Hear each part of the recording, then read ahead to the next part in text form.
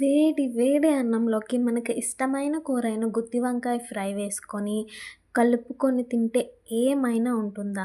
చూస్తే మీకే నోరూరుతుంది కదా! సో, ఇది ఎలాగో ట్రై చేసేద్దామా?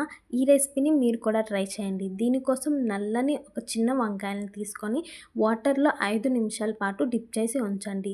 ఇప్పుడు ఈ వంకాయల్ని ఇక్కడ చూపించిన విధంగా ఇలా కట్ చేసి పెట్టుకోండి.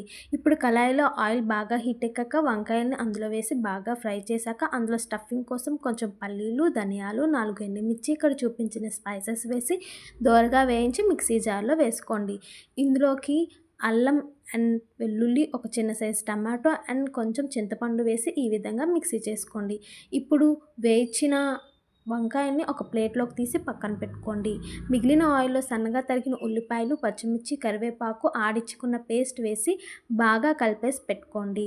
ఇందులోకి పసుపు, కారం, ధనియాల పొడి అండ్ రుచికి సరిపడా సాల్ట్ వేసి బాగా కలిపి వేయించిన వంకాయలను వేసి స్టఫింగ్ అనేది వంకాయల మధ్యలోకి వెళ్ళేలా బాగా కలిపి పెట్టుకొని 5 నిమిషాలు మూత పెట్టుకుంటే వేడి వేడి గుత్తి వంకాయ ఫ్రై రెడీ.